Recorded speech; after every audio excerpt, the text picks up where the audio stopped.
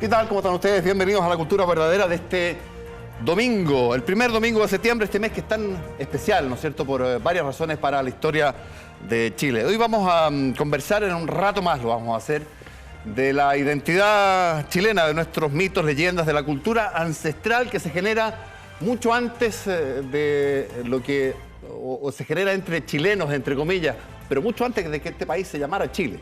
Antes de eso vamos a conversar con alguien que ha sido testigo privilegiado de nuestra historia, pero la historia reciente de Chile, de las últimas décadas, diría yo, de nuestra historia, sobre todo la historia política e historia empresarial, si ustedes quieren, de Chile. En algunos episodios de esa historia reciente, este personaje con el que conversamos hoy día ha sido más que testigo privilegiado, yo diría derechamente protagonista. Estamos con Orlando Sáenz Rojas. Orlando, ¿cómo estás? Buenas noches. Ingeniero, empresario, dirigente gremial del empresariado, que fue presidente además de un organismo tan relevante como la Sociedad de Fomento Fabril, el año 71 al 74, en años que fueron claves, ustedes lo saben bien, para nuestra historia política. De eso vamos a hablar también, y de los libros que ha escrito Orlando Sáenz. Ha escrito 2 libros. El primero, a lo mejor usted lo leyó, lo conoce de nombre, se llama Testigo Privilegiado. Da cuenta ahí justamente de su vida pública, de sus anécdotas. Ahí está la portada, estamos viendo la Testigo Privilegiado.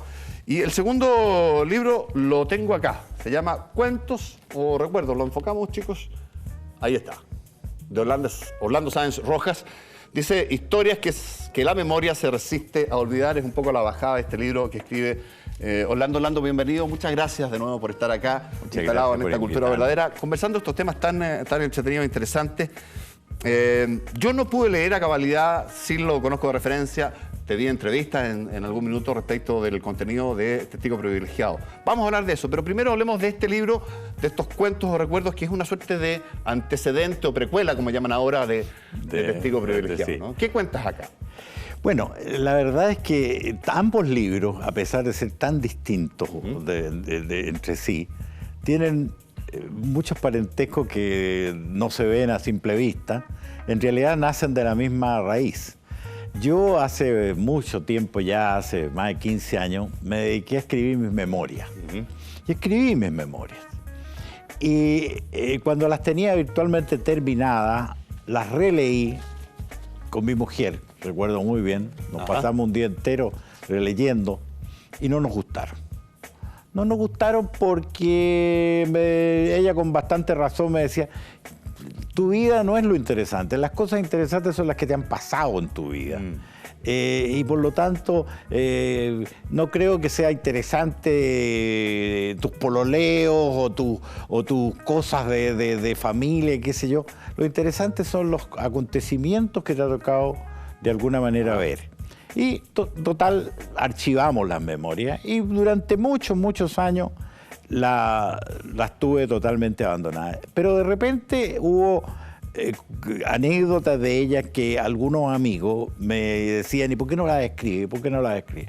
Hasta que de esa invitación, llamémoslo así, salió Testigo Privilegiado, que en el fondo es rescatar de las memorias ciertos episodios que más que nada por los personajes son interesantes. Sí. Y me decidí. Además me decidió a escribir Testigo Privilegiado otro fenómeno, que se lo voy a tratar de explicar de la siguiente manera. Dicen que la guerra de Troya ocurrió en el siglo XII a.C. Y la Ilíada se escribió en el siglo VIII. O sea, a los griegos, que son el pueblo tal vez más inteligente que registre la historia, les tomó 4 siglos inventar el mito de lo que había sido la guerra.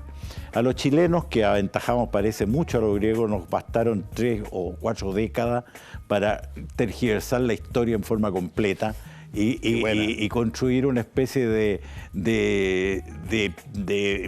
epopeya de lo que fue el periodo de Allende particularmente y los años esos duros de Chile en ese tiempo. Hablemos, Orlando, porque yo comentaba con un hijo mío que es adolescente y le preguntaba si sabía él algo del periodo de Allende, del periodo de Pinochet, de quién era Pinochet, de quién fue Allende. Y obviamente, sin ninguna sorpresa, advertí que no conocía nada con ninguna precisión. Entonces, para empezar a entender, para quien nos esté viendo, que son seguramente muchos los que no conocen exactamente cuál fue tu rol, hagamos una semblanza. Lo primero que a uno se le viene como semiconocedor de la historia cuando escucha el nombre de Orlando Sáenz es esta suerte de acérrimo opositor a Salvador Allende, que contribuyó a que el gobierno de Salvador Allende cayera en el golpe militar del 11 de septiembre del 73, que celebró ese día, pero paradojalmente una figura con contradicciones también. Al poco andar del régimen militar, Orlando Sáenz se transforma en una suerte de opositor crítico de lo que es el gobierno de Pinochet.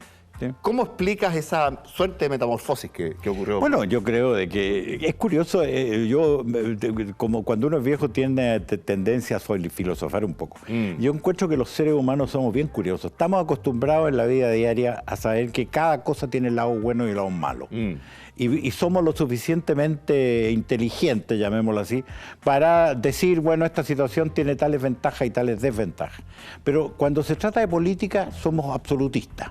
Una cosa es toda mala o toda buena, y no hay matices. Entonces, ¿qué es lo que pasó entre medio? Pasó que el gobierno militar que se instaló en el año 73, a muy poco andar, fue produciendo hechos que yo no podía estar de acuerdo con ellos. Entonces, ¿de qué estás hablando ahí exactamente? Porque lo que hizo Pinochet en el mediano plazo fue transformar a Chile, ordenar a Chile, hacer las reformas que permitieron el desarrollo económico, que me imagino están muy en línea de lo que tú pretendías al momento de querer que Allende saliera. ¿Qué es lo que no te gustó de Pinochet? Bueno, varias cosas, pero vayamos por partes. En primer lugar, no me gustó el cambio de planes de gobierno. Yo soy de los únicos que aseguran de que no hubo un movimiento militar, sino que dos. Hubo un primer movimiento que tenía propósitos muy distintos de lo que terminó siendo. ¿Cuál era ese? Era un gobierno que partió, bueno, cuando nosotros fuimos con el canciller de ese momento, el almirante Huerta, y éramos 3 mosqueteros que fuimos a Nueva York en octubre del 73, a la Asamblea General de Naciones Unidas, fuimos premunidos de un programa que estábamos autorizados para exponerle a los gringos, básicamente, cómo iba a ser la cosa. Va a ser un gobierno de máximo 3 años de duración, que va a preparar y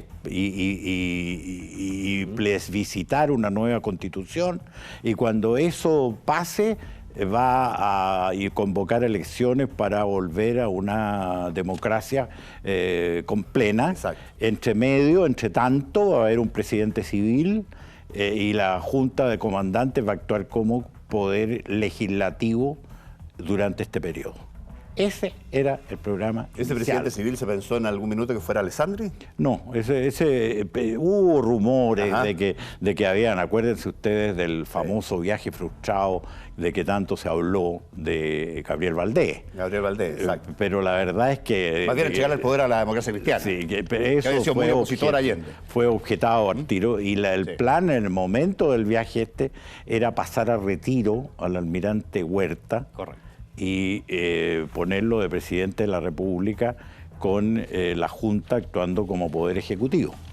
Pero ocurre de que después de haber hecho el papelón de ir a decir eso allá, y no se lo dijimos a cualquiera, se lo dijimos a Kissinger, de nada menos, 4, 5, 6 meses después cambia completamente. Estábamos en la dictadura personal de Augusto Pinochet, que duró 17 años. Ahora, junto con eso empiezan a conocerse, Orlando, y tú obtienes información, me imagino, fidedigna, de que estaban produciéndose en el país atentados severos en contra de los derechos humanos. Por supuesto. Muertes y torturas, y ese es uno de los temas que tengo la sensación yo que más te empuja a la disidencia. Sí, yo diría que yo me fui distanciando del gobierno militar por 3 razones muy claras. Una es la que acabo de mencionar, del cambio completo de programa, llamémoslo así. El segundo era el problema de la violación de derechos humanos. A medida que la dictadura de Pinochet se fue imponiendo, usando la verticalidad del mando, también la represión, que en un primer momento era una represión de tipo guerra civil, ya decirlo así, se convirtió en una represión social. Y el tercer punto eran divergencias importantes en el modelo económico. Una de las cosas que en Chile, por eso que yo hablo del mito que se fue formando, es que la política económica fue la misma desde el primer momento, y no es así. En un primer momento, el grupo, que llamemos lo que había preparado el ladrillo famoso, empezó a cargo de la Armada, a manejar y ahí chocamos con la Escuela de Chicago. La Escuela de Chicago fue la que convenció a Pinochet, básicamente, de aplicar la famosa shock treatment. Exacto. Lo que nosotros no queríamos era aplicar el shock treatment porque era demasiado costoso socialmente. Y lo fue. Y lo fue. Claro. Pero perdimos la batalla. ¿Y la perdimos por qué? La perdimos por la inflación. La perdimos porque el sistema gradualista que nosotros tratábamos de manejar era un sistema que paraba la inflación muy lentamente para lo que quería el estamento militar, lo que quería Pinochet. Yo recuerdo una vez que yo era demasiado imberbe yo como para tener las sutilezas que podría tener hoy día. El día que Pinochet me preguntó, oiga, Orlando, me dice, ¿es cierto que la inflación se puede parar de la noche a la mañana? De un solo tajo. Entonces yo lo quedé mirando. Yo debería haber inferido que eso era en el fondo un reproche.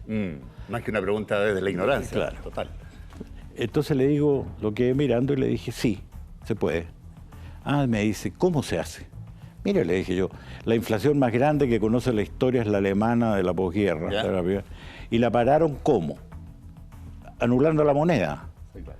Lo que hicieron fue decir, a las 12 de la noche de hoy día, sin aviso, se deja sin valor adquisitivo la moneda existente. Y mañana se ponen en fila los alemanes a recibir 50 marcos cada uno de la nueva moneda. Exacto. Y ahí parte todo de nuevo, claro. Pero pararon la inflación, ¿a qué costo? Pararon a un costo brutal también. Recuerdo hace cuánto, estamos en el 2017, el 2013, hace 4 años, cuando se cumplían los 40 años del golpe, Sebastián Piñera encabezó una ceremonia conmemorativa de esos 40 años, Orlando. Y en esa ceremonia habló de lo que él llamó, con alto costo político para su sector en ese minuto, lo que él llamó los cómplices pasivos, agentes de su sector. Pese a la disidencia que tuviste tan rápida, ¿no te sientes de alguna manera cómplice pasivo o incluso activo del golpe y de lo que vino inmediatamente después?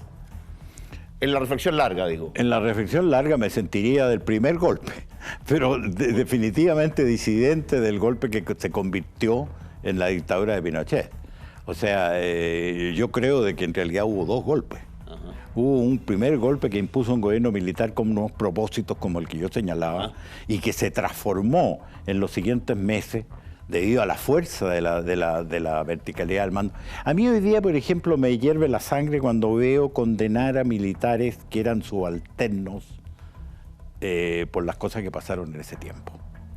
¿Y por qué digo eso? Porque el juicio de culpabilidad no tiene en cuenta la fuerza que en los militares tiene la verticalidad del mando.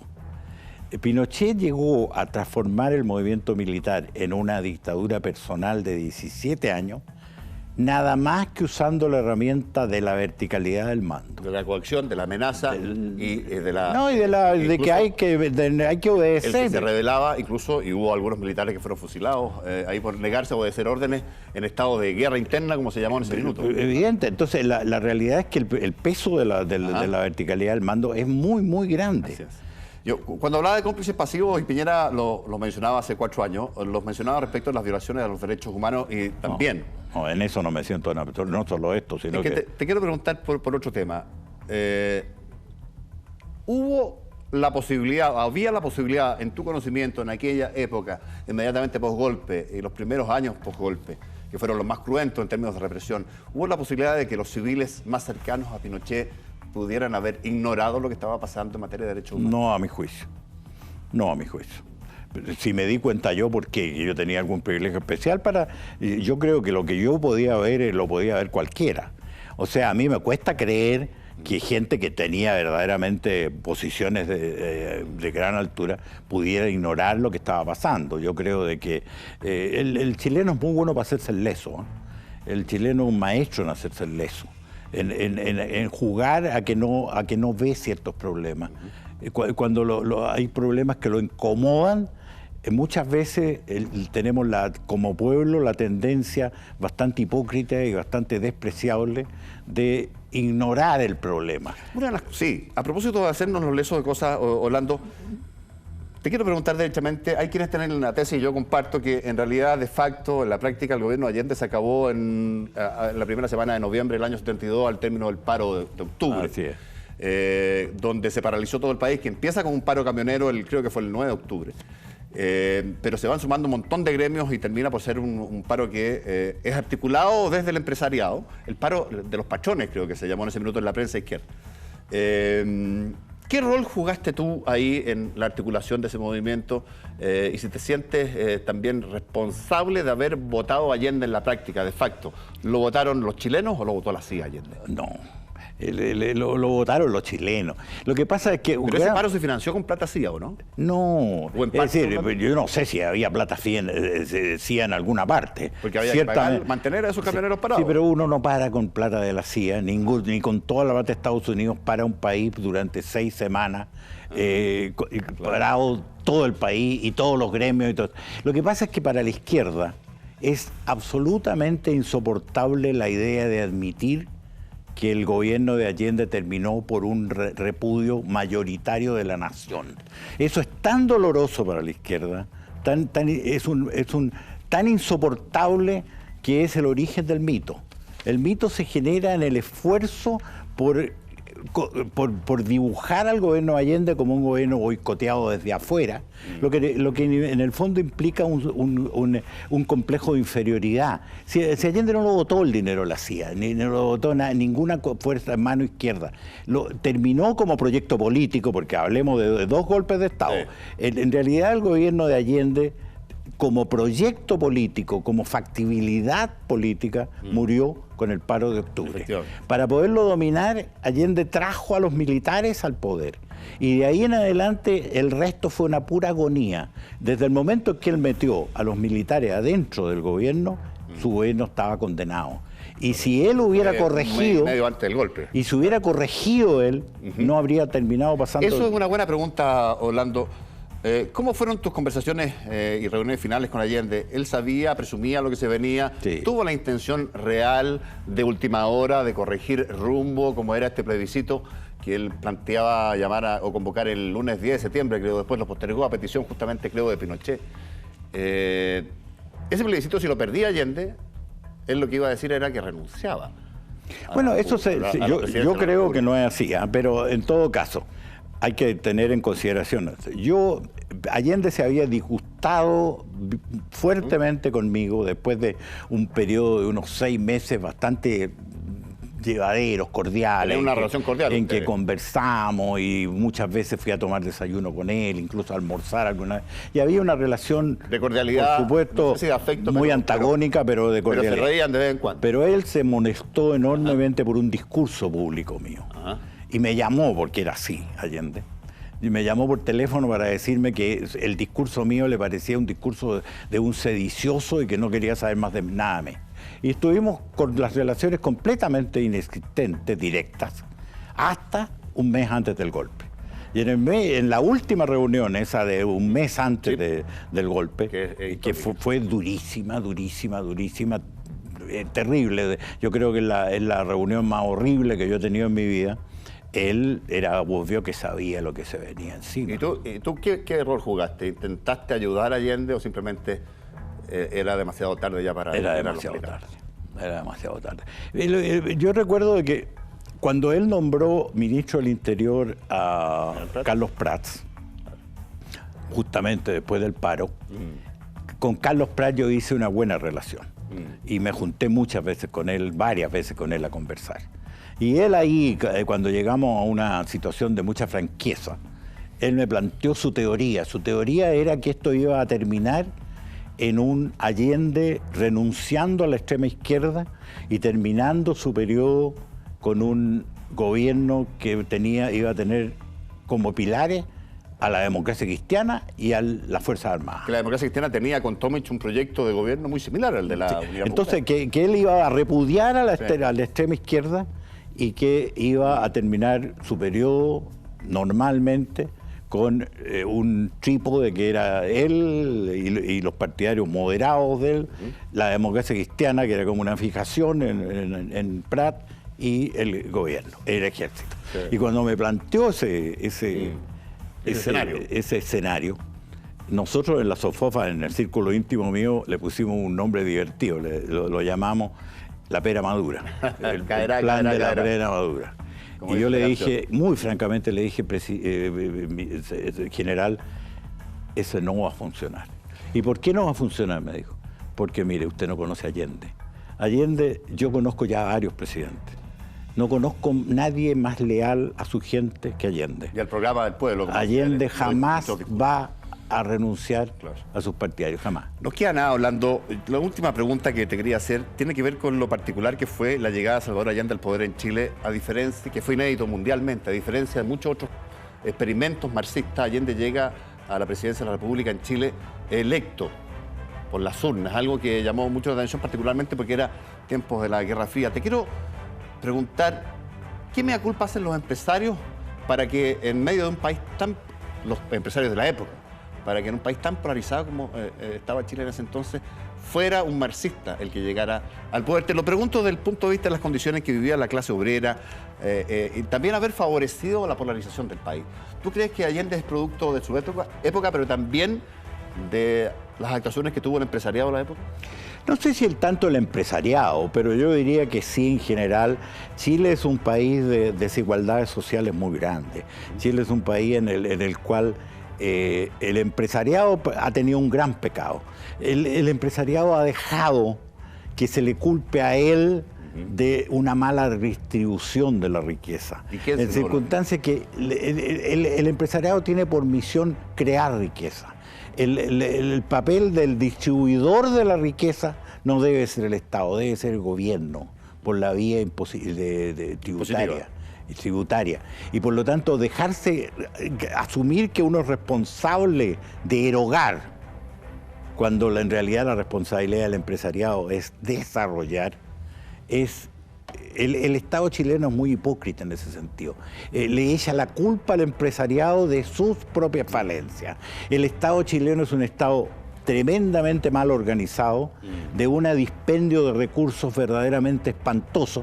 No se puede manejar un país con verdadera erogación cuando el Estado, por ejemplo, tomemos el caso presente, mete 150.000 empleados públicos nuevos y se gasta medio reforma tributaria en pagar empleados innecesarios, ineficientes y en una buena mayoría corruptos. Bueno, cuando uno eroga desde el Estado con ese tipo de criterios, nunca va a poder hacer verdadera justicia social. Orlando, nos tiraron la música ahí hace un rato ya, se nos fue volando el tiempo. Te quiero agradecer especialmente habernos contado lo que nos has contado hoy día a propósito de este libro que volvemos a presentar. Cuentos o recuerdos, la precuela de Testigo Privilegiado, Orlando Sáenz. Hemos hablado poco del libro, pero en fin.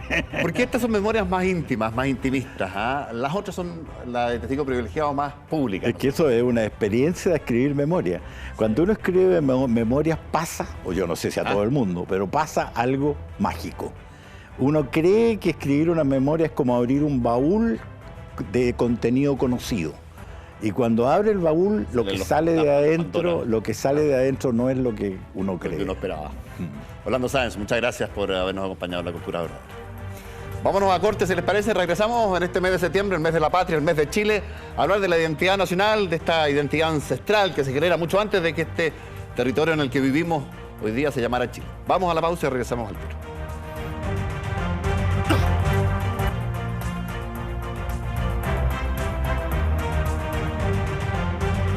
Bien, estamos de vuelta en La Cultura Verdadera este domingo 3 de septiembre y yo lo decía, en el inicio de este mes de Chile, en el mes de la patria, vamos a meternos en la identidad chilena nacional a través de nuestros mitos, de nuestras leyendas, ¿no es cierto? De las maneras que tenían de explicarse la realidad, el origen, la existencia, quienes vivieron en esta tierra, en muchos casos, mucho antes de que esta tierra que habitamos hoy día se llamara Chile. Hacemos esta conversa con varios distinguidos invitados y entrevistados hoy día. Partiendo por la Paula Espinosa. Paula, ¿cómo estás? Buenas noches. Hola, buenas. Por acompañarnos. Licenciada en Lengua y Literatura Hispánica de la Universidad de Chile, diplomada en edición de libros y revistas para la Universidad Diego Portales, y ya ha escrito, entre otros como coautora el libro Cosmogonías, mitos chilenos sobre el origen del mundo, ¿no? Sí. Exacto. Paula, muchas gracias por acompañarnos. Daniel González, ¿estás ahí, Daniel? ¿Cómo te va? Muchas gracias por estar acá. Bienvenido. Antropólogo social, diplomado en Comunicación para el Desarrollo de la Universidad de Chile, dedicado la última década a la investigación etnográfica, audiovisual y testimonial, con especial atención, dice tu biografía, en fiestas patronales y música tradicional del norte grande, norte chico y de la zona central de Chile. ¿Ah? Así que vamos a conversar de eso también. Muchas gracias por acompañarnos, Daniel. Gracias a ustedes. A Diego Artigas, arqueólogo de la Universidad de Chile. Diego, ¿cómo estás? Trabajó en el área educativa del Museo Chileno de Arte Precolombino. También es coautor, entre otras cosas, del libro que escribieron junto con la Paula, que se llama Mitos de Chile. Cosmogonía, Cosmogonía, y qué sé yo. Chileno sobre el origen del mundo. Muy bien. Y ha escrito un montón de otras cosas también, así que muchas gracias por acompañarnos, Diego. Gracias. Y cerramos con Sergio Fritz, que es escritor, editor y director de la revista Bajo los Hielos, y es autor de 2 libros, diría yo, La Recta Provincia y Magia Austral, es la Así otra, es, sí. que tienen que ver también con nuestros mitos, nuestras leyendas. Mitos, leyendas, no es exactamente lo mismo. ¿Qué diferencia hay, dirías tú, Diego? El mito tiene que ver con una cosa más como cosmogónica. Cuando se habla de la cosmogonía tiene que ver un poco con cómo se crea algo, ya cómo se entiende algo, cómo se ordena algo. Ya, en cambio la leyenda tiene que ver como con, o más o menos como lo entiendo yo así, con historias que están ubicados dentro de esa cosmogonía. El mito es una cosa como mucho más... Fundacional, dirías tú. Es mucho más fundacional. Más comprensiva. Claro, tiene que ver un poco cómo se van originando ciertas cosas. Fíjate, en mi ignorancia yo decía que el mito es creación pura y la leyenda tiene algún asidero, algún origen en la realidad, aunque distorsionada. Es que el mito también tiene origen en la realidad. Así, ¿eh? Sí, Ya. sí, también tiene origen en la realidad, pero la explicación del origen es distinta. Ese diría que es como la... Yo diría Paula, que lo bonito de lo que pasa con el mito es, por ejemplo, esta diferencia que nosotros hacemos entre realidad y mito. En el mito esa diferencia no opera. Ok. Y esa es una de las gracias cuando uno se mete en este tipo de temas, es que esas categorías que para nosotros están súper naturalizadas, como ficción, realidad, o qué se basa en, o hay un referente que es la realidad, no es así, porque el mito en sí es una palabra viva.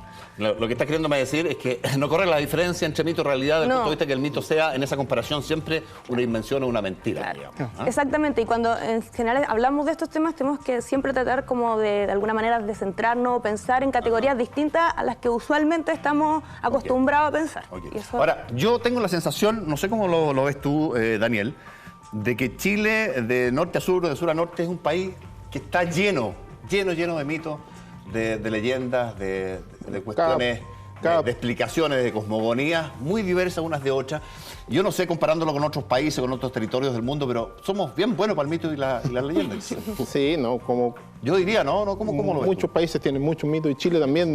Lo que pasa es que cada pueblo, cada sector tendrá sus propias historias locales que quizás se empiezan a volver a mitologizar, se empiezan a transformar en leyendas.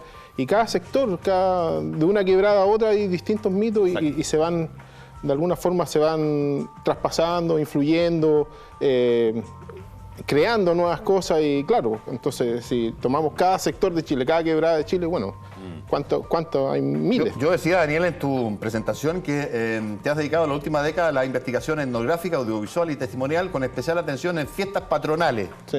¿Qué es eso, las fiestas patronales? Las fiestas patronales son fiestas de pueblo, en general campesinos, en donde se celebra alguna imagen, también por lo general cristiana, la Cruz de Mayo, Virgen del Carmen, San Isidro, Virgen de la Merced, Niño Dios, y son fiestas que son comunitarias, que el pueblo las realiza para sí mismo, sin la influencia de casi nada externo, sino que ellos mismos se celebran a ellos mismos en ocasión de una imagen, o San Francisco puede ser, Virgen del Rosario, entonces son celebraciones comunitarias. digamos. Celebraciones comunitarias, que es una categoría distinta del mito o de la leyenda. Sí, y también distinta también a quizás las grandes fiestas que uno conoce. Correcto. Que también, Pero es parte de la cultura muy- más ancestral, digamos. Sí, son fiestas que nacen en la colonia, digamos, en general, y se han cambiado, pero por supuesto que tienen 400 años de vida. Hablemos de quizás esa más. durante el programa, si te parece. claro. Quería ir con Sergio para preguntarte por un libro directamente tuyo, que es este de La Recta Provincia.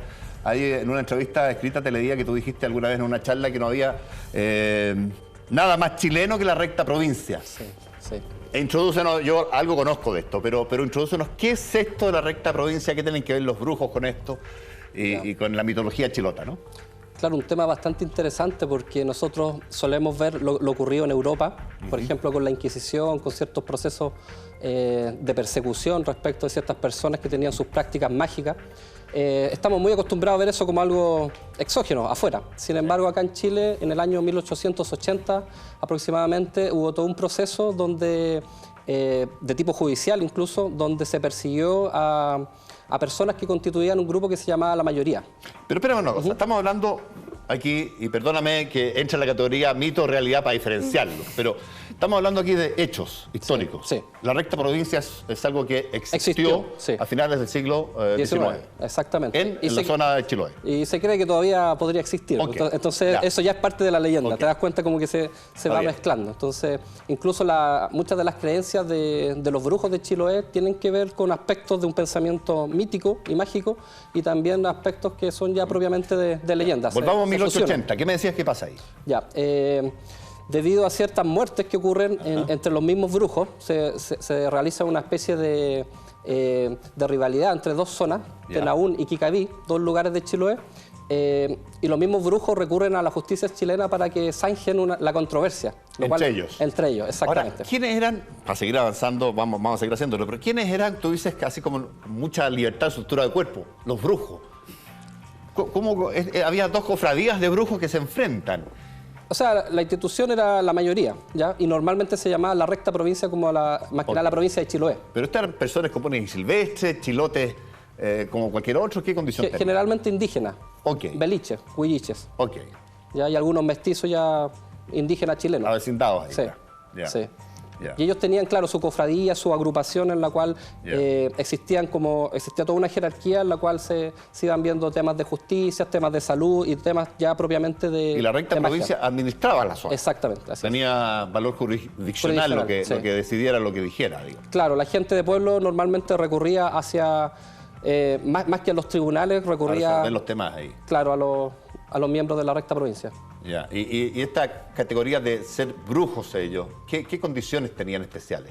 Claro, había todo un proceso, una iniciación, por ejemplo, para ser brujo, en la cual había una serie de pasos que había que cumplir. Entre ellos, por ejemplo, uno de los más escabrosos, que era el de asesinar al ser más querido de uno, generalmente un hijo. Es una prueba de entrada a la... ¿Cómo se llamaba? La recta provincia. Ya, pero había una institución que le da origen a la recta. La mayoría, claro. La mayoría. Sí, Ya. sí. Entonces el brujo necesitaba cumplir una serie de requisitos, entre los cuales se hallaba ese que te menciono, pero también habían otros. Eran una serie de pruebas bastante fuertes. Ahora, ya el Estado chileno se había consolidado más o menos de manera importante. En 1826 creo que se obtiene ya el dominio total respecto de Chiloé, digamos, donde se desarrolla esto. Ahí el general Freire, qué sé yo, expulsa definitivamente de Chile a los españoles. Así es. ¿Cómo el Estado chileno no tenía jurisdicción o la delegaba o se hacía el loco, miraba para el lado respecto a estos brujos? Es que eso es lo curioso, porque de alguna manera había como dos administraciones de justicia. Una que era popular, elegida de alguna manera por los mismos indígenas en gran parte, y otra que era la que vino desde Santiago, desde la capital. Es que la acusación, hay una visión política acerca de la acusación de brujería.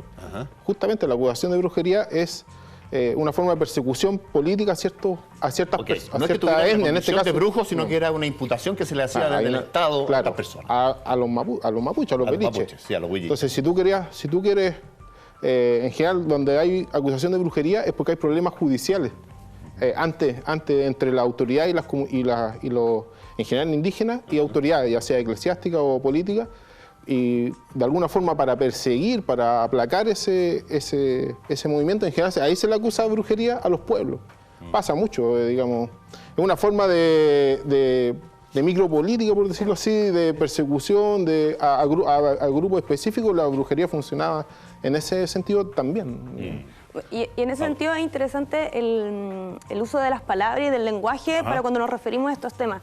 Cuando se asigna a algo como brujería, se está tratando de efectivamente hacer un giro o dar a entender algo en términos políticos. O, por ejemplo, el mismo entendimiento que tenemos ahora de la palabra mito, que es como un cuento, una mentira. Una falacia. Claro, una falacia, algo que hay que desmentir, además, ¿cierto? Desde como nuestra racionalidad occidental. Entonces, es bien interesante también como estas historias, estos relatos, que nosotros también las entendemos como relatos, pero a veces son imágenes, fragmentos, de alguna manera llegan acá siempre tratando de no sé, no darles como el lugar quizás que corresponde, ¿no? Que han tenido, que tienen. Oye, pero vamos a eso, porque es súper interesante lo que tú planteas desde el punto de vista de que lo que se intenta hacer habitualmente cuando se habla de mito, y cuando te relatan un mito, un cuento de viejo, digamos, como lo tratan algunos, es desacreditarlo porque es una chiva, una explicación del Chile mágico que no tiene ningún asidero en nada y que es un invento sin ningún significado ni valor.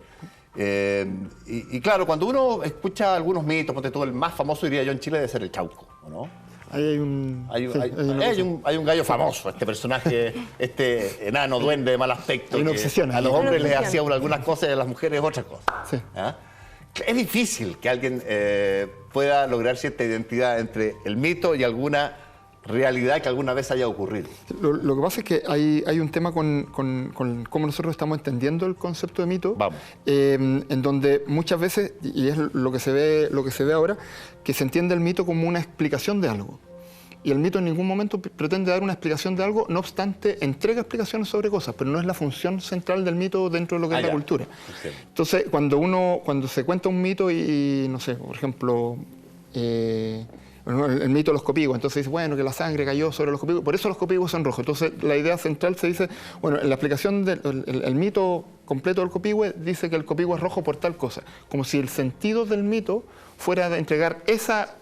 fuera un dato justificar preciso para explicar el rojo del copihue. Justamente. Y no es esa la función. cuando en realidad el rojo del copihue lo que está haciendo es Incentivar, más claro. que incentivarlo, lo que está dando es darle veracidad al mito. Es como el mito es verdadero porque el copihue es rojo. Entonces funciona de otra bueno, manera. qué bueno. El tema con el trauco, por ejemplo, hay un cuento ahí con ciertos personajes que además al parecer tienen que ver también con temas que son como medio del inconsciente colectivo, porque hay personajes que son como tullidos. El trauco no tiene pie, tiene dos muñones, ¿ya? Y camina afirmado de un palo del pavo del dún, que es un tipo de madera que es propia de él. Y esta cosa como tullida, que es chico, contrahecho, jorobado, feo, esa cosa así, claro, esa cosa tan contrahecha va quedando como un elemento muy vinculado con el tema de lo viril. ¿Ya?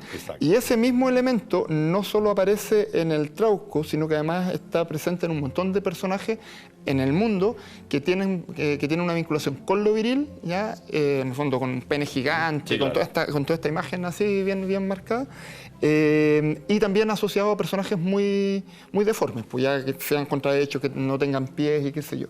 Entonces ahí, al parecer, lo que se hace es como una especie como de imagen media que va asociado al inconsciente colectivo y que va tomando ciertas formas, ¿ya?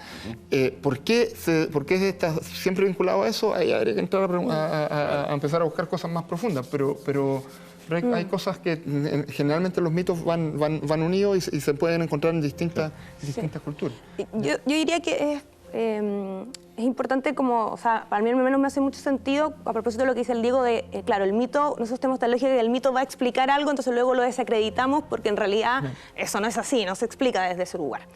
Sin embargo, el mito, y como toda narración, todo cuento que todos nos contamos, más que explicar algo, nos explica a nosotros mismos. Y de alguna manera, cuando uno conoce la cosmogonía o las visiones de distintos pueblos, uno se aproxima a ellos, los entiende y también se entiende uno mismo como culturalmente. Exacto. A propósito de lo que decías tú. El mito lo que habla es de quién lo genera, ¿no? Exacto.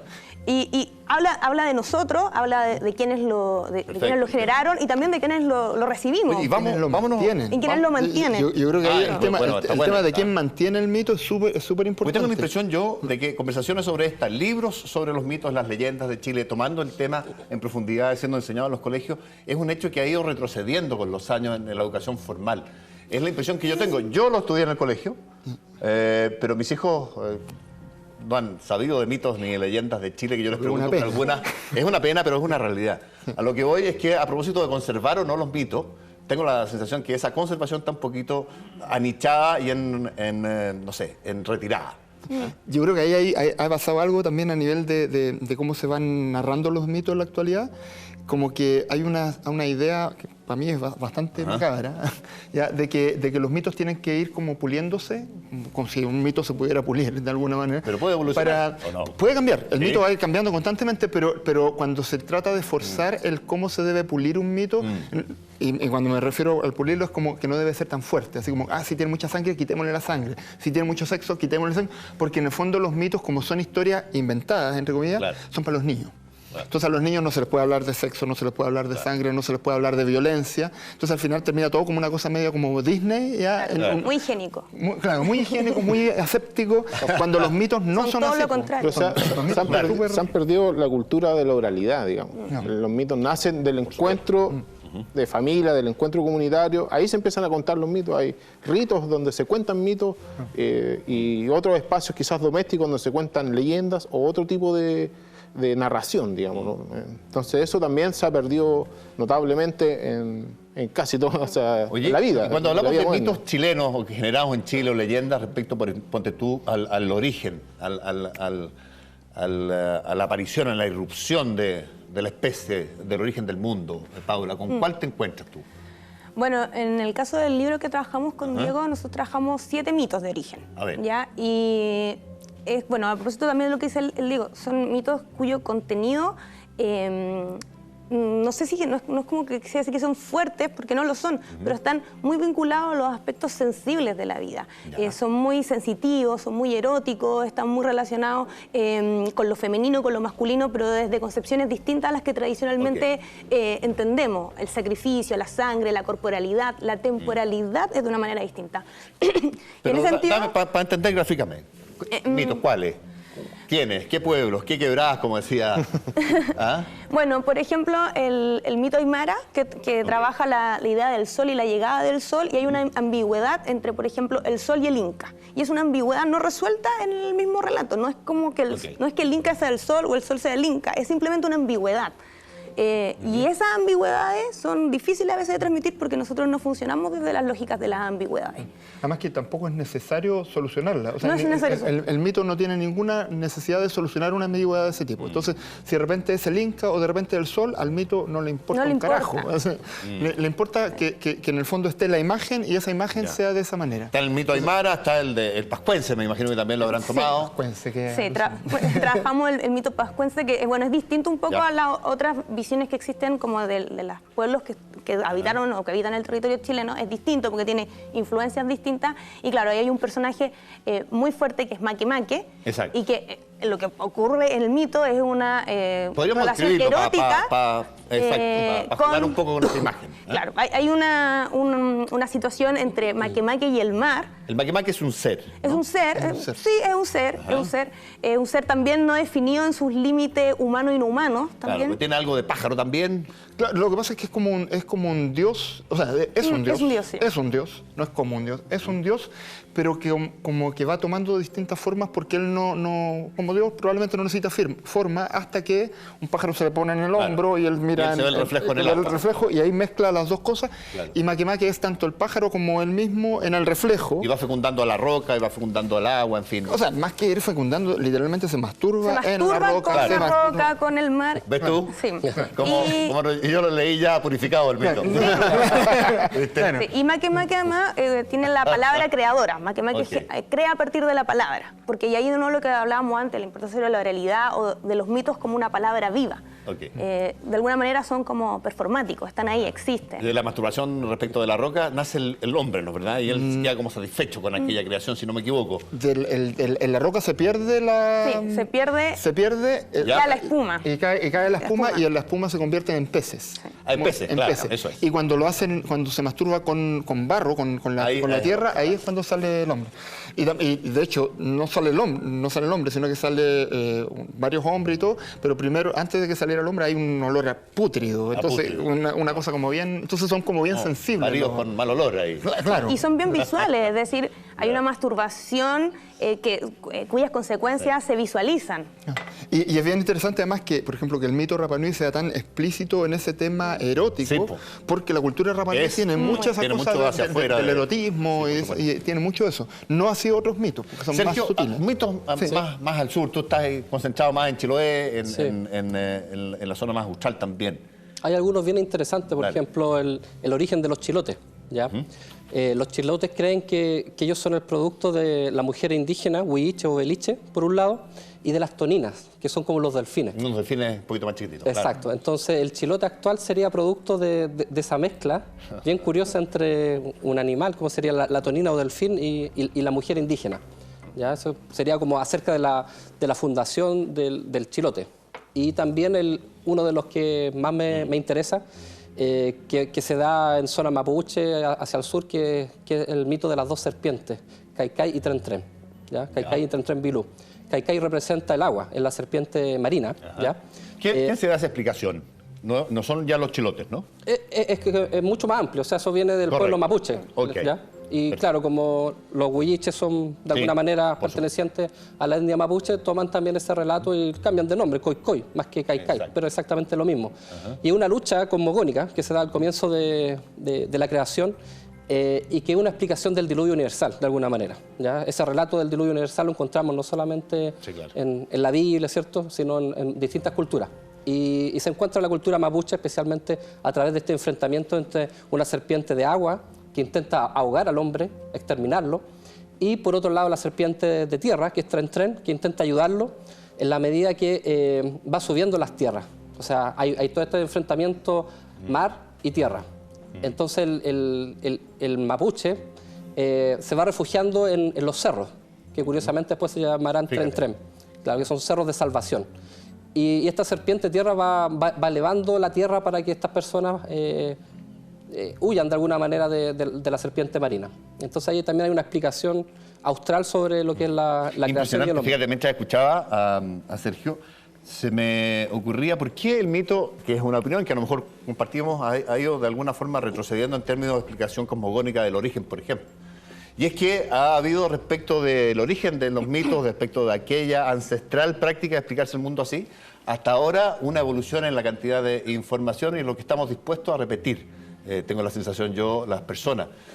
Hoy día, cuando yo le pregunto, bueno, ¿y cómo te imaginas a un niño? De cómo se genera el universo, la gente, las personas. Muy fácil, el Big Bang, te va a decir. Qué bueno. Y explicación única, no divergente. Tiene acceso a esa información.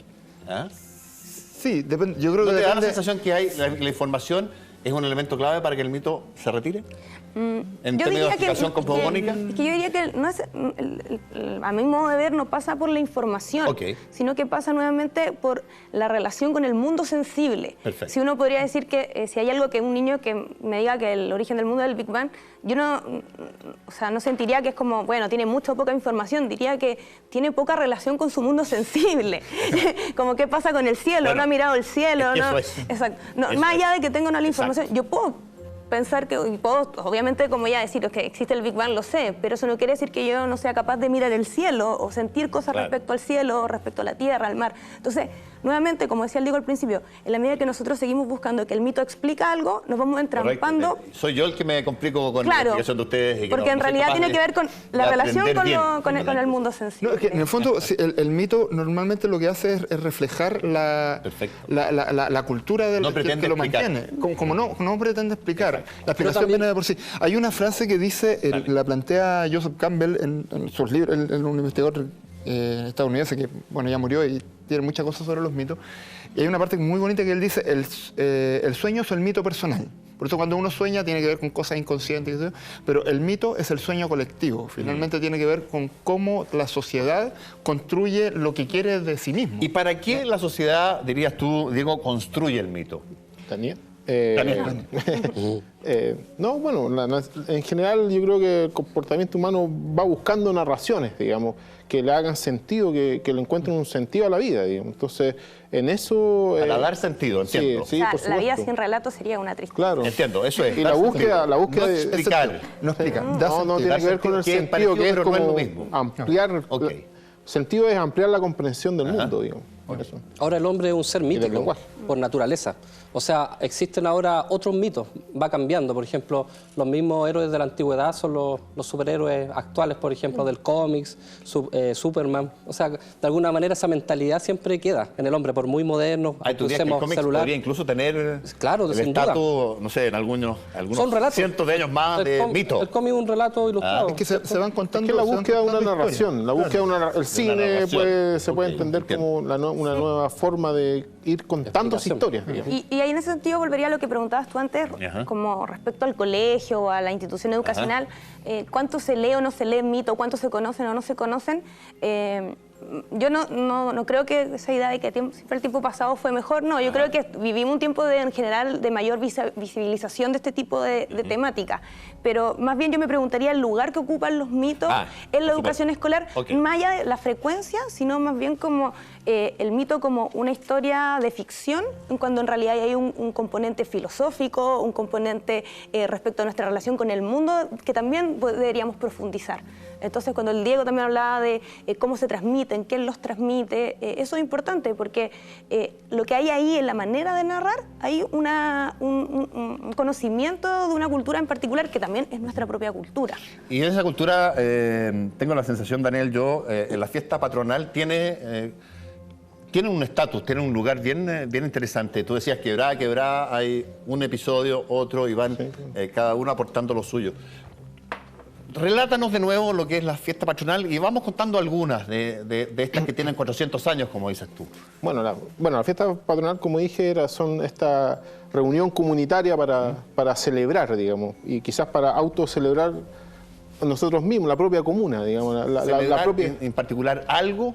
En este caso, como hemos sido colonizados por el cristianismo y fiestas religiosas, se celebra a la Virgen. Por ejemplo, la fiesta Andacollo, que nace hacia finales del siglo XVI, 1580, un poco después.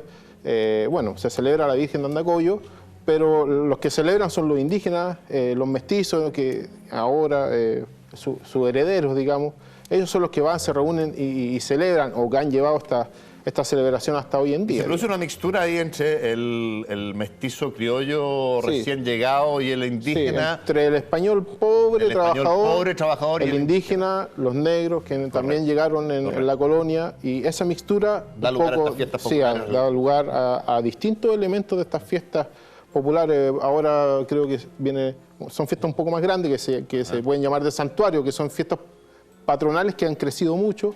Viene ahora pronto de Aiquina.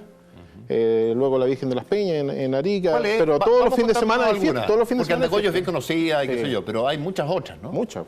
Socoroma, pueblo Socoroma, que conozco bien, tiene 12 fiestas al año. 12 fiestas al año. Y cada una dura 3-5 días, digamos. Entonces es un pueblo... 60 días de carrete religioso. Y de celebración, de estar ahí...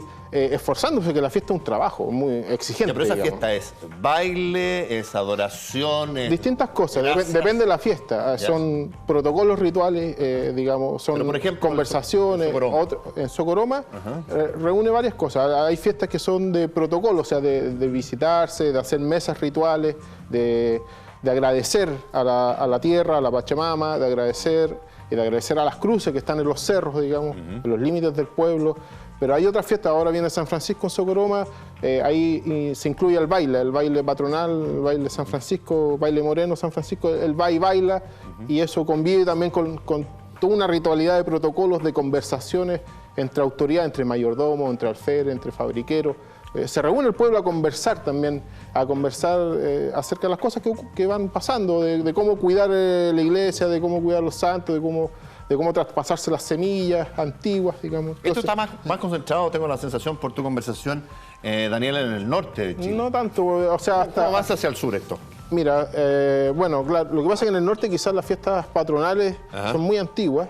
En el sur en el norte chico han ido cambiando un poco más, pero yo creo que hasta por lo menos Aconcagua hay muchas fiestas, todos los fines de semana hay fiestas distintas, cruces de mayo en Entre Andacollo y Aconcagua hay una tradición que se llama los bailes chinos. Ellos van de pueblo en pueblo celebrando. Todos los pueblos tienen alguna fiesta. Ellos se juntan, se reúnen y celebran, ya sea la Cruz de Mayo, ya sea San Pedro, ¿Tiene que ver con el Cristo de Mayo o, sí. o nada que ver? La cruz tiene que ver. Después los el pescadores Cristo celebran que está San ahí, Pedro. los agustinos en el centro de Santiago. No, pero Sí, es la misma. Pero no tiene que ver necesariamente con la cruz. El Cristo tiene que ver más que nada con el tema del terremoto. Ah, ya, sí. de la Quintrala. La Cruz de Mayo es la cruz... El Cristo de Mayo, esto otro que es una cuestión que no tiene nada que ver. Claro, tengo la impresión. Sí, tiene. O poco a lo mejor. No sé, yo no Hay una leyenda con conozco un- si hay relación o no. Sé que son dos cosas distintas porque la Cruz de Mayo tiene que ver con un tema, yo nunca lo he entendido muy bien, un tema... No, pero esto, agrícola. a fines del 1700 se produce Sí. el tremendo terremoto O sea, en Santiago, se sí. destruye gran parte de la ciudad, incluida la iglesia claro. Agustino, y Sí. lo único que queda en pie es esta justamente pared en la que está el Cristo. Ah, claro, Con tiene la que ver con corona eso. en Sí, la- tiene con la razón. corona en el cuello. Inexplicablemente la corona que estaba sobre la cabeza, que es la cabeza más ancha que la corona, ¿no es verdad? Inexplicablemente pende luego del Bueno, terremoto todo, del en general las cuello. fiestas de patronales tienen que ver con los ciclos agrícolas. Eso también es súper importante, que tiene que ver con cuándo se cosecha, cuándo se cultiva. Hay un tema bien interesante con el tema del... Sobre eso se de los impone un rituales. calendario católico. Claro, hay un tema con los rituales ahí que tienen que ver con... Los rituales tienen ciertas normas que pueden ser medias flexibles, pero hay ciertas cosas que no se pueden cambiar. Y los ritos siempre están asociados a algún mito, aunque no sea una cosa muy, Ok. muy directa. Se conecta. Entonces, el mito le da la sustancia para que el ritual funcione. Y el ritual lo que hace constantemente es mantener vivo el mito, porque el mito cuando muere y se convierte en un relato escrito, lo decía un escritor del norte chico, decía, escribir un mito en un libro es como poner una flor entre libros y secarla. Y se cae. Es súper bonito, pero está muerto. Pero está muerto. El mito está vivo cuando se vive, y una de las formas de vivir el mito es a partir de los rituales y los Sí, ritos. de hecho, el mito y ritual de alguna manera son como dos caras de una misma moneda, son difíciles de entender. Sí. Claro. Andacollo tiene una leyenda asociada a la Tirana también. La fiesta de Caguache en Chiloé tiene una leyenda asociada que se rearticula en una regata que le dicen. Entonces, el mantener esta idea como del rito, en donde además, como lo dice Daniel, y Daniel lo ha visto, lo ha vivido no sé cuántas veces, todas estas fiestas tienen que ver con congregar gente, incluso llega gente que ni siquiera conoce el mito, ni siquiera sabe por qué están yendo claro, para allá, obvio. y van para allá, y en el momento que están allá se está generando un tema social. Y ahí es cuando empieza a tener una real importancia toda esta cosa religiosa, que está súper vilipendiada últimamente, y como que todo el mundo dice, religión, como que no importa, qué sé yo, pero en el fondo el ser humano es un ser que necesita un vínculo con lo religioso, necesita un vínculo por lo menos con lo social desde este punto de vista. Lo que pasa es que ahí lo religioso no es institucional, no es la institución Claro. religiosa, sino que una devoción, es una experiencia espiritual, digamos, que Correcto. no tiene que ver con la institución de la iglesia. Pues yo les proponía un ejercicio, un juego en la pausa a nuestros invitados que tenía que ver con que creo que hemos estado bien académicos, hemos discutido harto de cómo más o menos se fue gestando, qué representa acá la palabra mito, la palabra leyenda, cómo ha evolucionado todo esto, en fin, la manera que ha retrocedido, ¿no?, el mito, pero les proponía el juego de ir contando, elegir un mito, un ranking de mitos, el mito más entretenido, interesante para ti, por ejemplo, de Chile, Diego, ¿cuál es? Y cuéntanos un poco, ¿de qué se trata? Para divulgar, hacer un poco de divulgación del contenido mitológico. Es que a mí me gustan varios, y como que dependiendo de distintas épocas me quedo Pero pegado con tienes algunos. A ver, tiempo. pero el clásico que a mí siempre me ha Te entusiasma. gustado mucho, porque lo encuentro que es muy poético, es muy bonito, el Tehuelche. ¿Es un mito de qué zona del país? Del extremo sur de Chile, Ok. para el lado patagónico, es Chile y Argentina, en realidad. No, ahí las fronteras no están para nada. Ancestral, antes que Chile se llamara Chile. Claro, porque esa es la otra, porque uno dice Chile y piensa que de la cordillera para acá, cuando en realidad está todo mezclado. Ah, todo mezclado. ¿Y cuál es ese mito? El Tehuelche, estamos hablando. Parte Ya. desde... Lo que pasa es que el mito original es bien breve. Ya. Y parte desde una soledad absoluta, desde una indefinición absoluta, como casi todos los mitos de orígenes. Ok. Y dice que en el inicio de todo había un solo ser gigante, enorme, tremendo, ya que se llamaba Koch. Koch. Koch. Ya. Con K-O-O-C-H, por lo menos así lo escriben, porque Ok. los tehuelches no tenían escritura. Y Koch, en esta soledad absoluta, en esta indefinición, le dio una pena enorme, y empezó a llorar. Su propia soledad. Claro, entonces es muy bonita esa imagen como de un ser infinito, total, omnipresente, omnipotente, todo, que tiene una angustia espantosa y llora tanto que se crea el mar. Ok. ¿ya? Y al surgir el mar, ya él ya no se siente, él no se siente tan solo y pega un suspiro y su suspiro empieza a mover las olas. Y así empieza todo el movimiento y así empieza todo. Entonces hay algo ahí bien bonito de ese mito que habla un poco de esa inmensidad gigante que hay en el sector de la Patagonia, porque los cielos son grandes, las pampas son enormes, ya, es todo enorme en el cielo patagónico. Luego surge la tierra del mar, y cuando ya estaba todo más o menos claro, ya no me acuerdo muy bien cómo era el mito, porque tenía varios episodios, ya, pero hay una parte donde cuando ya está todo creado, Koch decide que ya está todo listo y se va. Y se retira del cielo y se va. Y simplemente se va.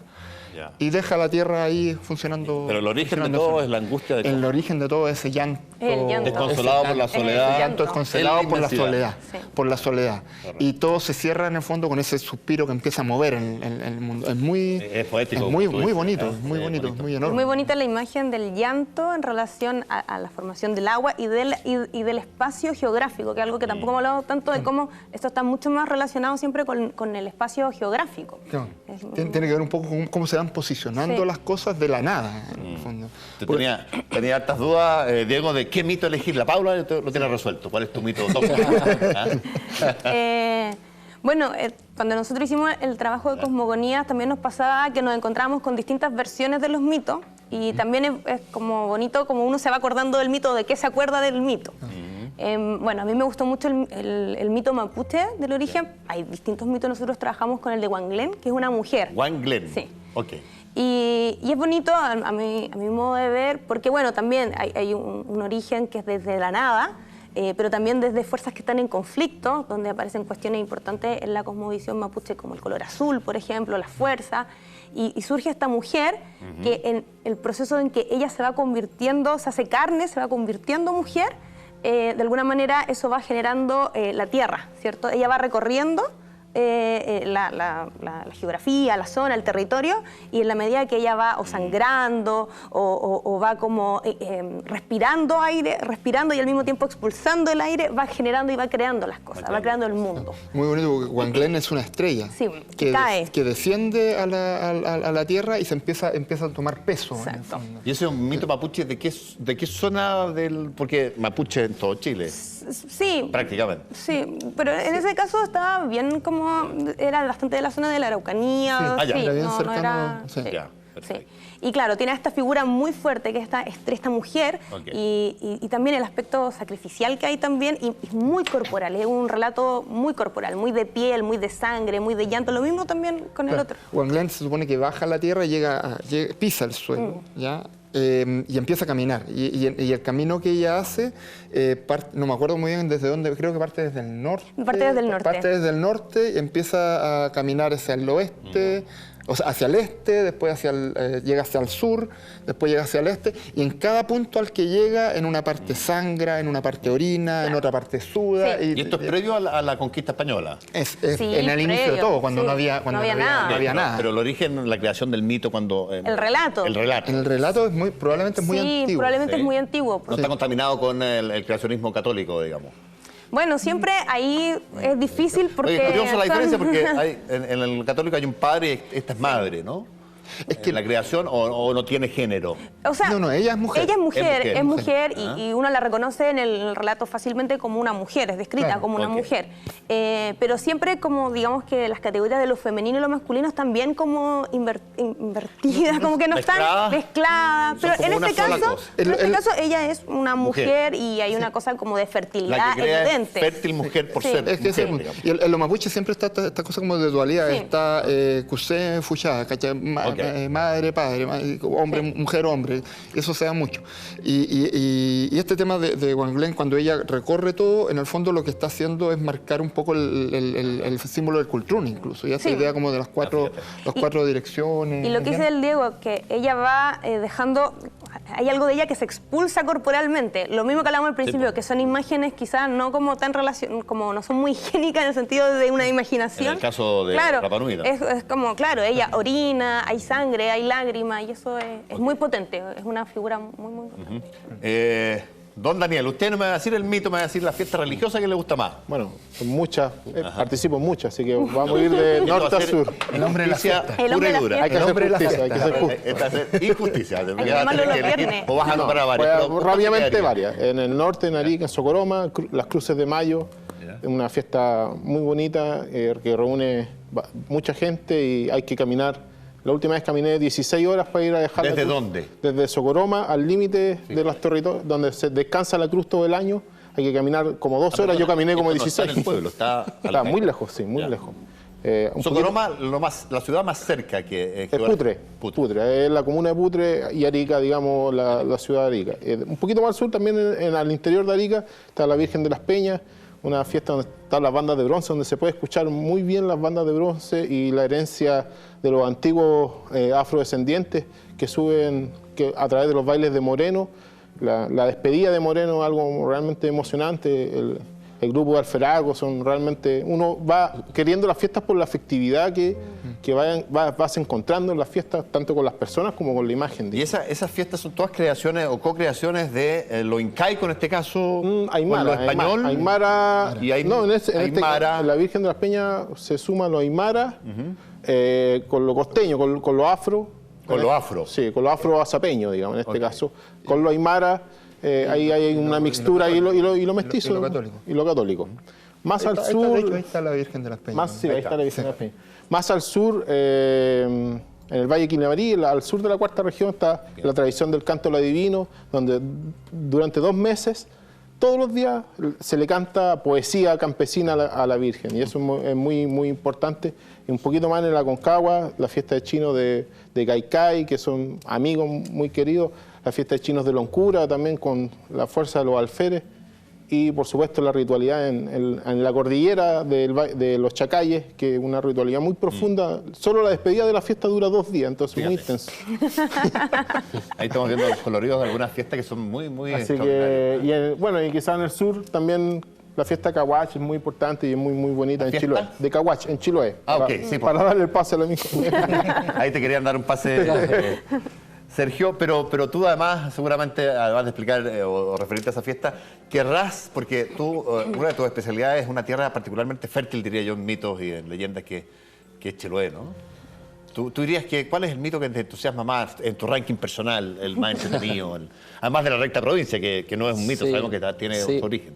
Mira, yo la verdad me iría por otro lado, ya más que quizás lo propiamente chilote, sino como la identidad nacional, la presencia del diablo. Es muy divertida porque... El diablo en varios mitos. Claro, o sea, el diablo en Chile, en todas las regiones. Por ¿ya? supuesto. Porque tiene un sello muy particular. ¿Cuál El diablo chileno, por ejemplo, no es de temer, no es un ser maléfico en general, ¿ya? Es más bien un ser divertido. Divertido, gracioso. Claro, Que intenta... celebra, ¿no? Que Exacto, baila, que juega. y tiene muchas cosas como de galán, ¿cierto? De Don Juan, es muy elegante, se viste de negro, ¿cierto? Ya. Pero al final el guaso o el campesino lo engaña, entonces es más diablo que el mismo diablo. Entonces eso es como muy, muy propio, ¿ya? Muy propio de los chilenos, no tenemos esa imagen como de este diablo, no sé, de los rituales satánicos, oscuros, ¿cierto? Es un diablo bastante cercano. Y también la presencia de la brujería o las brujas en todo el territorio nacional. Por ejemplo, Salamanca, Melipilla, Talagante, el mismo Chiloé, o sea, en toda nuestra geografía, claro, Chillán también hubo incluso unos procesos en Chillán, donde se habló mucho de brujería. Y en la Antártica, ¿tú escribiste, si no me equivoco, de la Antártica, ¿no? ¿Algo? ¿O no? O sea, lo austral en general. Lo austral en general, ¿no? Claro, bueno. La Antártica, porque Bueno, la la verdad es que es Antártida- habitada por humanos vía colonización mucho después de... Claro, es más bien reciente. Más bien reciente. ¿no? Sin embargo, también hay una leyenda que es la Virgen de los Hielos, por A ver, ejemplo. ¿cuál es? Bueno, se supone que muchos navegantes o personas, especialmente los que iban tras ballenas, por ejemplo, en la pesca, de repente llegaban a la Antártida y decían que los socorría esta Virgen, ya la Virgen de los Hielos. Entonces, cuando ellos estaban quedando dormidos muchas veces, por el frío, sentían como la presencia femenina y despertaban. Entonces, también hay algunas leyendas en territorio antártico, obviamente mucho menor por lo que tú decías, por la temporalidad. Pero, bueno, los mismos fueguinos, los Cernan, por ejemplo, hablaban mucho de la Isla Blanca, ¿ya? Donde ocurrían ciertas cosas. Lo más posible que haya sido el territorio antártico, donde transcurrían esas cosas. En el territorio austral también está la... Porque yo esperaba escucharlo a usted en algún minuto mencionar a... Los Selknam. No sé, al Chauco, a la Pincoya, al Caleuche, qué sé yo. Pero ahí en la zona austral, que no he hablado nada de estos personajes, mencionamos al Chauco a la pasadita y quedó en el olvido. Pero hay una mito o leyenda vinculada a los patagones, ¿no? Que estos seres, unos seres gigantes que tenían grandes pies y qué sé yo. También hay una... No, pero es que es un error Dale. tremendo. El concepto patagón se acuñó para hablar de los tehuelches en el sector de Patagonia. Exacto. Porque cuando llegó Magallanes y pasó todo esto, vieron a estos seres que eran, bueno, los tehuelches eran grandes. Eran grandotes. Eran grandotes y los españoles medían petizos de 1,50 m. Eran pequeños. Entonces miraban mucho para arriba. Y que uno queda con la idea de que se llamaban Patagón porque tenían un tremendo pie, porque además ellos ocupaban el tamaño. Y resulta de ese pie se llama Patagonia esa zona, digamos. Y no es así. No, se llama Patagonia porque los españoles venían rayando con toda esta cosa como fantástica que podían encontrar en el Nuevo Mundo y leían muchas novelas de caballería. Y en la novela Caballería de Amadís de Gaula aparece un personaje que se llama Patagón. Y el Patagón era un gigante. Entonces cuando llegaban acá decían, estos son gigantes como Patagón. Por grandes. Por grandes. Correcto. Y por eso le pusieron Patagonia, que es la tierra de Patagón, del gigante de Amadís de Gaula. La corrección. Entonces no tenía nada que ver, nada que ver con la pata, nada que ver con la pata. Ha muerto un mito. Claro, ha muerto un mito ahí. Una ceranota. Por supuesto. Pero claro, no tiene nada que ver con eso. Ahora, el tema de los gigantes en Patagonia tiene que ver más con el hecho de esta cosa como inmensa que tienen los relatos. ¿Ya? Los Selknam, además, eran personajes grandes, los Selknam también eran altos. Y ellos planteaban mucho que todos sus ancestros eran además enormes, eran... además, la mitología es alucinante porque cuando van muriendo los ancestros, los antiguos, los Hoenn, que le llamaban ellos, no morían como morimos nosotros, ¿ya? Sino que ellos podían rejuvenecer y volver a la vida jóvenes constantemente. Se envolvían en su capa, se enterraban y después de 3 días volvían y eran jóvenes eternos. Y cuando se cansaban de la vida, se iban o al cielo o se lanzaban a la tierra, se convertían en un abismo, se convertían en un cerro. Entonces como todo enorme, todo gigante, todo. Y ahí queda esa idea como de lo gigante en el fondo del mundo Selknam y del mundo Patagón. Entonces hay una idea bien potente ahí con el paisaje también, porque las cosas, los seres humanos, esos seres se convierten en paisajes. Sí, la relación que ocurre en esa zona entre lo gigante y al mismo tiempo lo pequeño. Bueno, uno cuando está ahí, como que uno se siente pequeño, como la condición humana, y luego, claro, esa relación, porque efectivamente cuando ellos mueren se cubren y de alguna manera se recogen, y luego, es bonito lo que dice el Diego, se aburren de la vida, ¿cierto? Es como que en algún momento se aburrieron de la vida y dijeron, ya, me voy al cielo, me pierdo. Son como otras historias que uno no está acostumbrado a entender como... Eso, me aburrí de la vida, hoy día me aburrí. No quiero seguir acá. No quiero seguir acá y muto. Claro. Bueno, la mutación también es muy relevante en estos mitos, que en general claro, el hombre puede ser pájaro, el dios puede ser sol, van a haber pájaros que luego son nombres, las lunas pueden ser sol y así, siempre hay como los elementos van cambiando y van mutando. Ahora, van mutando. Diego te decía hace un rato, oye, yo le decía a propósito de los Patagones y me explicaba este error histórico, entre comillas. Ha muerto un mito, le decía yo. Y me respondía, nacerán 8. No están naciendo más mitos.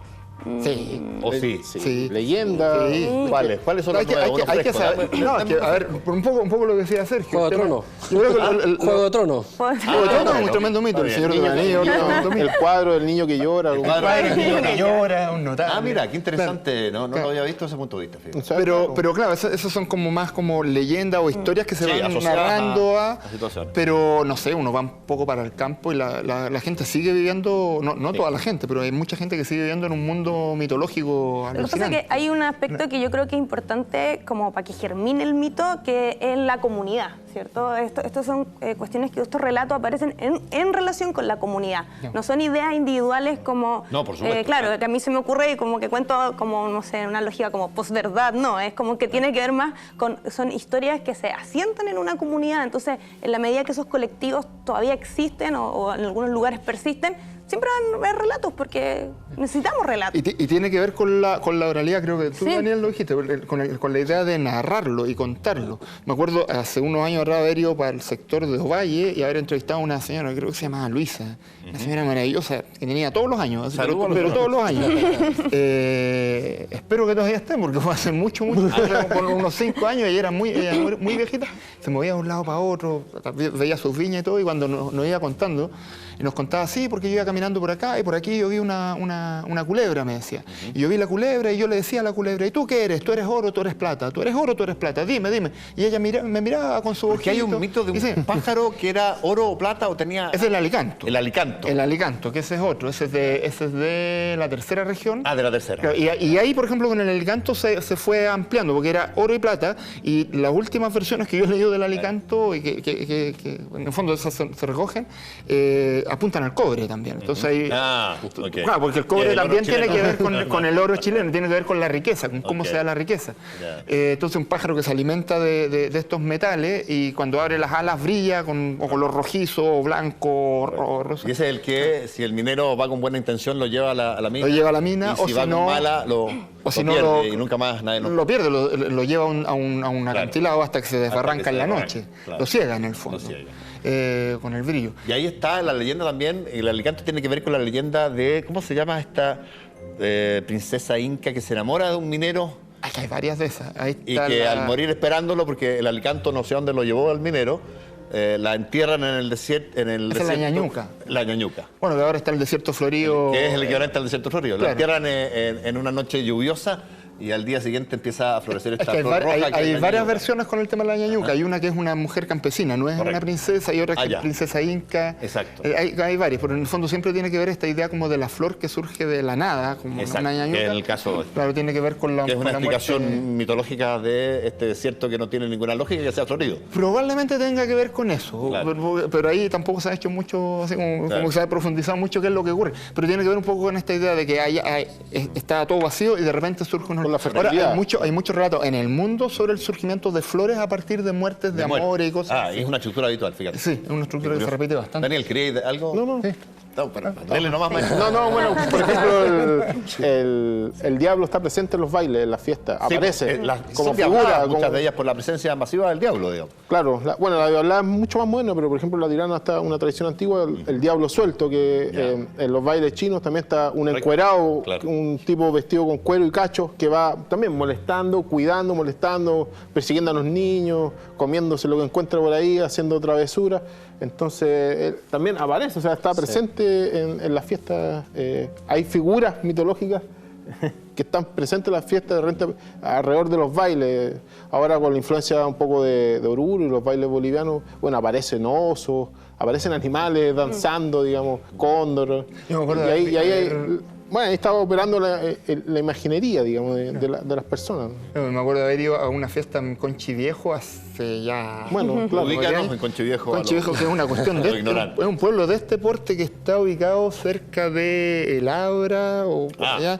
más No, es como en en Antofagasta. altura. Sí, bien. Y un pueblo 4.000 o que... 5.000 metros. Un pueblo que creo que viven 2 personas durante el año. Y en la fiesta hay 200 personas, que dura una semana la fiesta.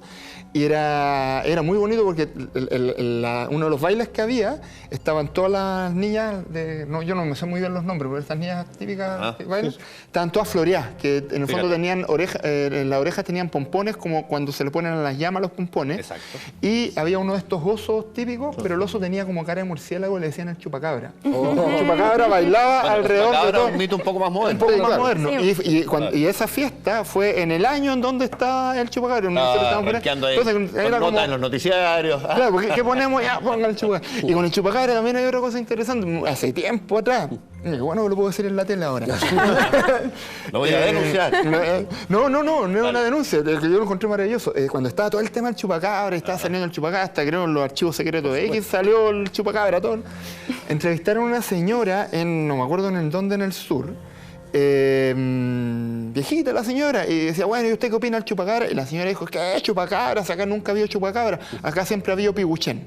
Piguchen, Y que el piguchen es la versión criolla del chupacabra que existió toda la vida. Entonces era como... Increíble, tenéis razón. Entonces así como me saco el sombrero ante esa señora que dijo ahí una cosa... Había mucho antes. Mucho antes, Esto estaba ahí. claro, y no seguía por las modas ni nada por eso. Sergio, escuchaba un mito nuevo también a propósito de Chiloé que se llama el cuero. ¿De qué se tratará el cuero? ¿Lo conoces? Sí, pero no es propiamente chilote, es algo que está en muchas zonas del país. O sea, yo he escuchado en la zona de Cauquenes, por ejemplo. ¿Quién es Maule Sur, digamos? Claro, ahí también existe la leyenda. Bueno, ¿Y cuál es esa leyenda? Bueno, en general el cuero, los chilotes creen que es un animal. Sí. Es un animal que está en los lagos especialmente, en los ríos, que tiene la virtud de atrapar a las personas que están cerca de la orilla, ¿cierto? Y tiene, bueno, es de piel, es como, por eso se llama es como un cuero así plano, pero que tiene dientes y que en definitiva mata a la persona, la termina asfixiando. Y una de las pocas formas que habría para matar al cuero es a través de una machi. O sea, es la machi la que tiene que hacer toda una ceremonia y atraparlo. Y de otra forma no. Para este animal mitológico Exactamente. peligroso. Ya sé. Nos tiramos la música. 10 segundos, dale. ¿No? No, que también está presente en el mundo mapuche, porque el trilco huecufo, el cuero, es la misma cosa hasta la zona central. Claro, van viajando la historia. Oye, bueno, ha quedado en absoluta evidencia mi absoluta ignorancia en mitos y leyendas, pero esperamos a través de ustedes, a ustedes en las casas, haberles contribuido a desentrañar un poquito más de identidad en este Chile que también tiene de mágico, de mito, de leyenda, de fiesta patronal. Así que nada, les agradecemos haber estado ahí, a ustedes cuatro también, la gentileza de haber estado. Gracias. Gracias. Que lo pasen bien y nos reencontramos en la próxima Cultura Verdadera del próximo. Buenas noches.